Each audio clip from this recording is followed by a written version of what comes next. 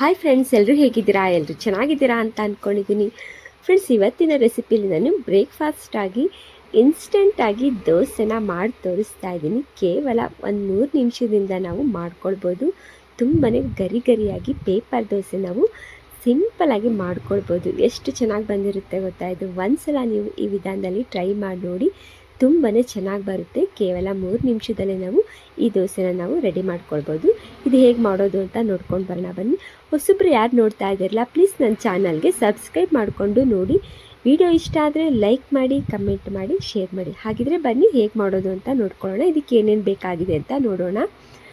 ನೋಡಿ ಫ್ರೆಂಡ್ಸ್, ನಾನಿಲ್ಲಿ ಒಂದು ಬೌಲ್ ತೊಗೊಂಡಿದ್ದೀನಿ. ಈ ಬೌಲಲ್ಲಿ ನಾನೀಗ ಒಂದು ಗ್ಲಾಸ್ ತೊಗೊಂಡಿದ್ದೀನಿ. ನೋಡಿ, ಈ ಗ್ಲಾಸಲ್ಲಿ ನಾನು ಅರ್ಧದಷ್ಟು ನಾನು ಅಂದರೆ ದಪ್ಪದೇ ಇರುತ್ತೆ ನೋಡಿ ಅವಲಕ್ಕಿ, ಅದನ್ನು ತೊಗೊಳ್ತಾ ಇದ್ದೀನಿ. ಅಂದರೆ ಮೀಡಿಯಮ್ ಅವಲಕ್ಕಿ ಅಂತ ಹೇಳ್ತಾರಲ್ಲ, ಆ ಮೀಡಿಯಮ್ ಅವಲಕ್ಕಿನ ಸೇರಿಸ್ಕೊಳ್ತಾ ಇದ್ದೀನಿ ಆ ಬೌಲಿಗೆ.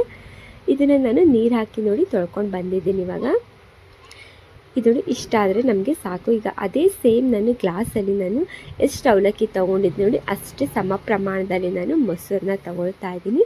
ಇದಕ್ಕೆ ಸ್ವಲ್ಪ ನೀರನ್ನ ಸೇರಿಸ್ಕೊಳ್ಬೇಕಾಗುತ್ತೆ. ಇವಾಗ ನೀರನ್ನ ಸೇರಿಸ್ಕೊಡ್ತೀನಿ. ಇವಾಗ ಸೇರಿಸ್ಕೊಂಡು ಸ್ವಲ್ಪ ನೋಡಿ ಈ ಮೊಸರು ಹಾಕ್ಕೊಂಡಿದ್ದೆ ನೋಡಿ, ಅದಕ್ಕೇ ನಾನೀಗ ಅವಲಕ್ಕಿ ಒಳಗೆ ಸೇರಿಸ್ಕೊಂಡು ಈಗ ಚೆನ್ನಾಗಿ ಒಂದ್ಸಲಿ ಒಂದು ಸ್ಪೂನಿಂದ ನಾನು ಮಿಕ್ಸ್ ಮಾಡ್ಕೊಳ್ತೀನಿ, ಅಂದರೆ ಕಲಿಸ್ಕೊಂಡು ಇಟ್ಕೊಳ್ತೀನಿ.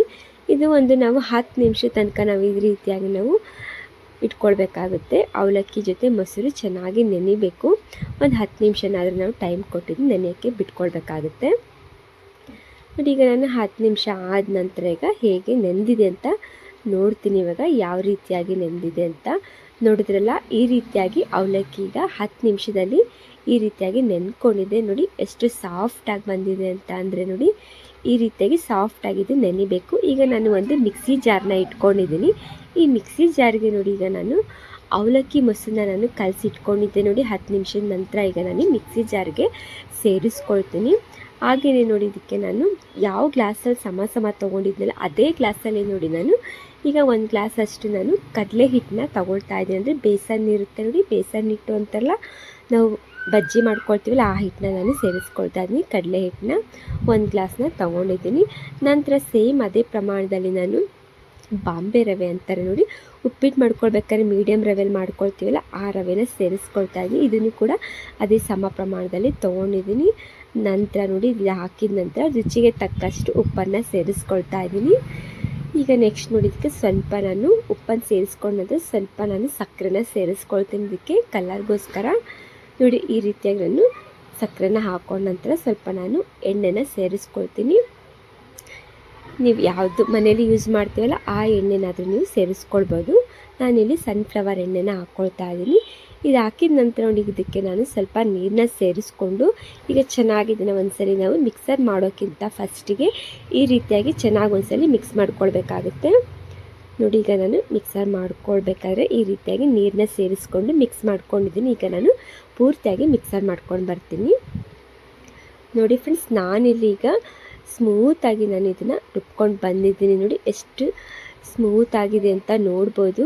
ಈ ರೀತಿಯಾಗಿ ಸ್ಮೂತಾಗಿ ನಾನು ರುಬ್ಕೊಂಡು ಬಂದಿದ್ದೀನಿ ನೀರನ್ನ ಸೇರಿಸ್ಕೊಂಡು. ನಾನಿಲ್ಲಿ ಈಗ ಇದನ್ನು ಒಂದು ಬೌಲ್ಗೆ ಸೇರಿಸ್ಕೊಳ್ತಾ ಇದ್ದೀನಿ. ನೋಡಿ ಈ ರೀತಿಯಾಗಿ ನೋಡಿ ಎಷ್ಟು ಫೈನಾಗಿ ಸ್ಮೂತಾಗಿ ಆಗಿದೆಯಲ್ಲ, ಈ ರೀತಿಯಾಗಿ ನಾವು ರುಬ್ಕೊಳ್ಬೇಕಾಗುತ್ತೆ. ನಾವು ಇದೆಲ್ಲ ರೆಡಿ ಮಾಡಿಕೊಂಡು ತಕ್ಷಣವೇ ನಾವು ಹಾಕ್ಕೊಳ್ಬೋದು. ಕೇವಲ ನಾವೆಲ್ಲ ಇದು ರೆಡಿ ಮಾಡ್ಕೊಳ್ಳೋದಕ್ಕೆ ಅಷ್ಟೇ ಟೈಮ್ ತೊಗೊಳುತ್ತೆ. ನಾವು ದೋಸೆ ಮಾಡ್ಕೊಳ್ಬೇಕಾದ್ರೆ ಎಷ್ಟು ಬೇಗ ನಾವು ಒಂದು 2 ರಿಂದ 3 ನಿಮಿಷದಲ್ಲಿ ನಾವು ದೋಸೆನ ಮಾಡ್ಕೊಳ್ಬೋದು. ನೋಡಿ ಇದಕ್ಕೆ ನಾನು ಸ್ವಲ್ಪ ನೀರನ್ನ ಸೇರಿಸ್ಕೊಂಡು ಈ ರೀತಿಯಾಗಿ ನಾನು ಸ್ವಲ್ಪ ಮಿಕ್ಸ್ ಮಾಡ್ಕೊಳ್ತೀನಿ. ನೋಡಿ ಯಾವ ರೀತಿಯಾಗಿ ಫೈನಾಗಿ ಬಂದಿದೆ ಅಂತ ನೋಡ್ಬೋದು. ನೆಕ್ಸ್ಟ್ ನೋಡಿ ಈಗ ನಾನು ಹಾಗೆಯೇ ತಕ್ಷಣವೇ ಹಾಕ್ಕೊಳ್ತೀನಿ. ಇದಕ್ಕೆ ನಾನು ಸೋಡಾ ಇನ್ನೂ ಏನೂ ಕೂಡ ನಾನು ಯೂಸ್ ಮಾಡ್ತಿಲ್ಲ. ಈ ಕಡೆ ನೋಡಿ ದೋಸೆ ಹಂಚು ಕೂಡ ನಾನು ಕಾಯೋದಕ್ಕೆ ಇಟ್ಕೊಂಡಿದ್ದೆ, ಅದು ಕೂಡ ಕಾದಿದೆ. ನೋಡಿ ಒಂದೇ ಸೌಟನ್ನ ನಾನು ಹಾಕ್ಕೊಳ್ತಾ ಇದ್ದೀನಿ. ಒಂದು ಸೌಟಲ್ಲೇ ನಾವು ಬೇಕಾದಷ್ಟು ದೊಡ್ಡದು ಕೂಡ ನಾವು ಮಾಡ್ಕೊಳ್ಬೋದು. ನೋಡಿ ನಾನಿಲ್ಲಿ ಈ ರೀತಿಯಾಗಿ ಪೇಪರ್ ದೋಸೆನ ಮಾಡ್ಕೊಳ್ತಾ ಇದ್ದೀನಿ. ತುಂಬ ಬೇಗನೆ ಚೆನ್ನಾಗಿ ಬರುತ್ತೆ. ನೋಡಿ ಈಗ ಸ್ವಲ್ಪ ಕಾದ ನಂತರ ನಾನು ಇದಕ್ಕೆ ಸ್ವಲ್ಪ ಎಣ್ಣೆನ ಸೇರಿಸ್ಕೊಂಡು ಎಲ್ಲ ಕಡೆ ನಾನು ಮಿಕ್ಸ್ ಮಾಡ್ಕೊಳ್ತೀನಿ. ಎಷ್ಟು ಬೇಗ ಮಾಡ್ಕೊಳ್ಬೋದು ಗೊತ್ತಾ? ಇನ್ಸ್ಟೆಂಟಾಗಿ ನಾವು ಈ ರೀತಿಯಾಗಿ ಅವಲಕ್ಕಿ, ರವೆ, ಕಡಲೆ ಹಿಟ್ಟು ಈ ರೀತಿಯಾಗಿ ನಾವು ಹಾಕ್ಕೊಂಡು ನಾವು ಬೇಗನೆ ನಾವು ಇನ್ಸ್ಟೆಂಟಾಗಿ ಬ್ರೇಕ್ಫಾಸ್ಟ್ಗೆ ನಾವು ಈ ರೀತಿಯಾಗಿ ದೋಸೆನ ಮಾಡ್ಕೊಳ್ಬೋದು. ನೋಡಿ ಈಗ ನಾನು ಸ್ವಲ್ಪ ಬೇಯೋದಕ್ಕೆ ಹಾಗೇ ಇಟ್ಕೊಂಡಿದ್ದೆ. ಈಗ ಪೂರ್ತಿಯಾಗಿ ಚೆನ್ನಾಗಿ ಕೆಳಗಡೆ ಎಲ್ಲ ದೋಸೆ ಕಾದಿದೆ, ಅಂದರೆ ಬೆಂದಿದೆ. ನೋಡಿ ತೋರಿಸ್ತೀನಿ ಇವಾಗ ಯಾವ ರೀತಿಯಾಗಿ ಬೆಂದಿದೆ ಅಂತ. ವಾವ್, ನೋಡಿದ್ರಲ್ಲ ಕಲರ್ ಅಂತೂ ಹೇಗೆ ಬಂದಿದೆ ಅಂತ ನೋಡಿದ್ರಲ್ಲ ಫ್ರೆಂಡ್ಸ್, ಎಷ್ಟು ಚೆನ್ನಾಗಿ ಬಂದಿದೆ ಅಲ್ಲ. ನೋಡಿ ಇದೇ ರೀತಿಯಾಗಿ ನಾನು ಇನ್ನೊಂದು ದೋಸೆ ಕೂಡ ಈ ರೀತಿಯಾಗಿ ನಾನು ಮಾಡ್ಕೊಂಡಿದ್ದೆ, ಅದನ್ನು ಕೂಡ ಮಾಡಿ ಇಟ್ಕೊಂಡಿದ್ದೀನಿ 2 ದೋಸೆ. ನೋಡಿ ನಾನಿಲ್ಲಿ ಆಲೂಗೆಡ್ಡೆ ಪಲ್ಯನ ಮಾಡ್ಕೊಂಡಿದ್ದೀನಿ. ಯಾವ ರೀತಿಯಾಗಿ ಕ್ರಿಪ್ಸಿಯಾಗಿ ಪೇಪರ್ ದೋಸೆ ರೆಡಿಯಾಗಿದೆ ನೋಡಿ. ಇದು ನಾವು ಇನ್ಸ್ಟೆಂಟಾಗಿ ದೋಸೆ ಮಾಡ್ಕೊಂಡಿದ್ದೀವಿ ಅಂತ ಸ್ವಲ್ಪ ಕೂಡ ಅನ್ನೋದೇ ಇಲ್ಲ ಯಾರೂ ಕೂಡ. ಆ ರೀತಿಯಾಗಿ ತುಂಬಾ ಚೆನ್ನಾಗಿ ಬಂದಿದೆ ನೋಡಿ. ನೋಡ್ತಾ ಇದ್ದಿಲ್ಲ, ನಿಮಗೆ ಬೇಕಂದ್ರೂ ಉಲ್ಟಾನು ನೀವು ಕೂಡ ಬೇಯಿಸ್ಕೊಳ್ಬೋದು. ನಾನಿಲ್ಲಿ ಒಂದೇ ಕಡೆ ನಾನು ಬೇಯಿಸ್ಕೊಂಡಿದ್ದೀನಿ. ದೋಸೆ ಅಂತೂ ತುಂಬಾ ಚೆನ್ನಾಗಿ ಬಂದಿದೆ. ಒಂದು ಸಲ ನೀವು ಈ ರೀತಿಯಾಗಿ ಟ್ರೈ ಮಾಡಿ ನೋಡಿ, ತುಂಬಾ ಚೆನ್ನಾಗಿ ಇನ್ಸ್ಟೆಂಟಾಗಿ ದೋಸೆ ಮಾಡ್ಕೊಳ್ಬೋದು. Thank you for the watching. Okay, bye bye.